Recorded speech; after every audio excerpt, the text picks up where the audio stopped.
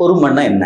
பொறுமைன்னா நம்ம ஒண்ணு விளங்கி வச்சிருக்கோம். யாராவது அடிச்சா வாங்கிக்கிறது, அல்ல அமைதியா இருக்கிறது, யாராவது திட்டினா ஏத்துக்கிறது, அதுக்கு பேரெல்லாம் பொறுமை இல்லை சார். பொறுமை அப்படின்னு சொன்னா, தேங்காய் மரத்தை நம்ம நட்டு வச்சோம் அப்படின்னு சொன்னா அது எப்ப காய் காய்க்கும்? வாழை மரத்தை நட்டு வச்சோம்னா அது எப்ப நமக்கு வாழைக்காயை தரும்? ஒண்ணுக்கு டியூரேஷன்ஸ் உண்டு.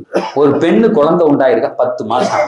சரி, நமக்கு எதெல்லாம் தெரிகிறதோ, புல்ல 10 மாசம் கழிச்சு வரும். தென்னை மரம் 5 வருஷம் கழிச்சு தேங்காய் காய்க்கும், மாமரம் 5 வருஷம் கழிச்சு காய்க்கும்.